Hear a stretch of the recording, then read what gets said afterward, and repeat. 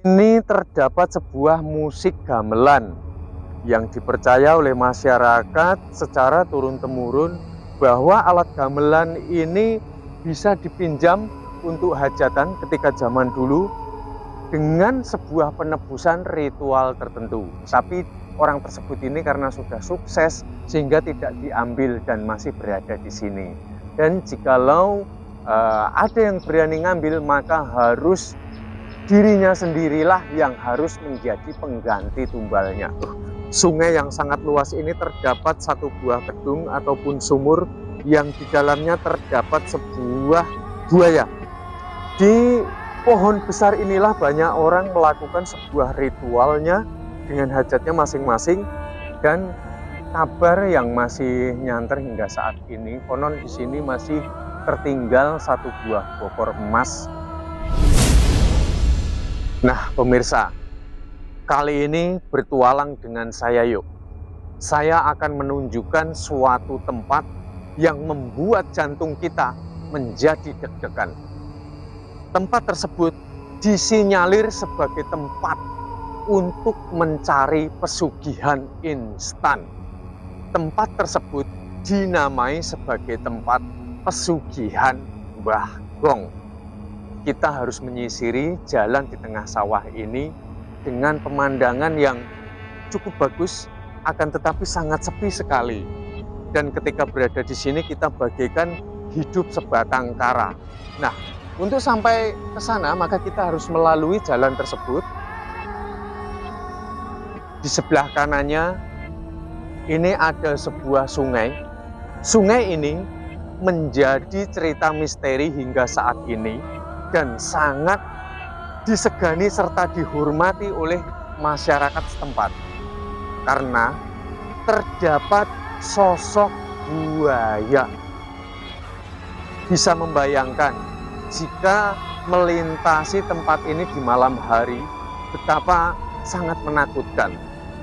Dan sosok buaya tersebut ini sudah menjadi cerita turun-temurun yang dipercaya oleh masyarakat setempat bahwa buaya putih ini adalah jelmaan dari Mbah Remeng. Buaya tersebut kerap sekali muncul dan menolong warga setempat yang akan menyeberangi sungai ini karena tanah garapannya itu ada di sebelah sana. Jadi ketika warga setempat ingin menggarap sawahnya tidak bisa menyeberang karena kita lihat dari zaman dulu kala tidak ada jembatan sama sekali, jadi akses untuk menyeberang itu sangat sulit sekali, apalagi yang di sebelah sana itu betul-betul sangat luas sekali. Jadi bisa naik di punggungnya dari buaya putih jelmaan dari Mbah Remeng tersebut. Nah, Mbah Remeng itulah yang dipercaya dapat membantu siapapun yang datang ke sini untuk hajatnya masing-masing.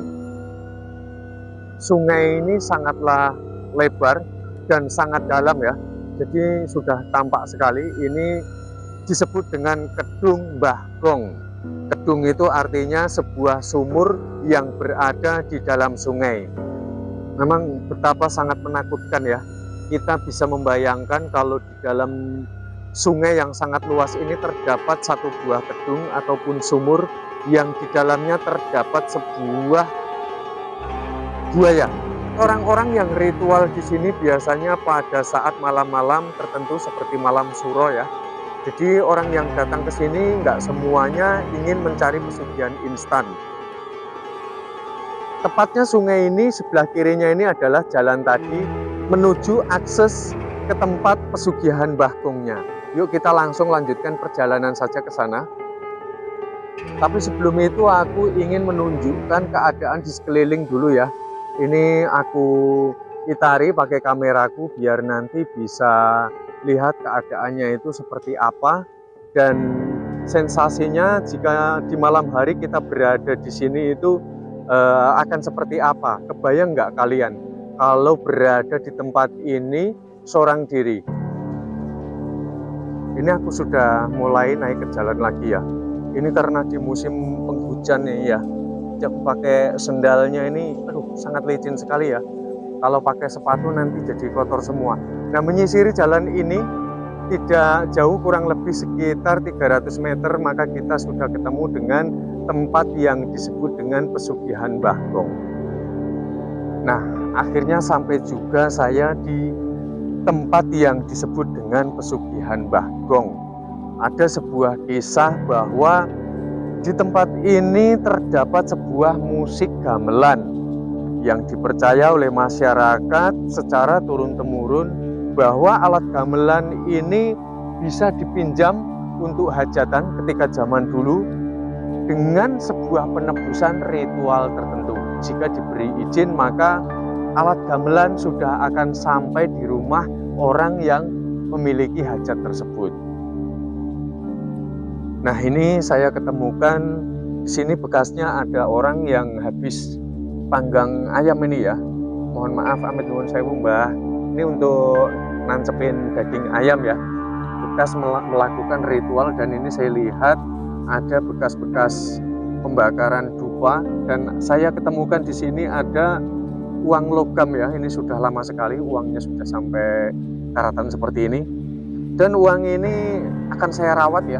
Karena ya saya kalau sesuatu tersia-sia seperti ini tuh rasanya sayang sekali. Jadi uang ini akan saya bawa untuk pulang. Nah, di pohon besar inilah banyak orang melakukan sebuah ritualnya dengan hajatnya masing-masing. Dan kabar yang masih nyanter hingga saat ini, konon di sini masih tertinggal satu buah bokor emas.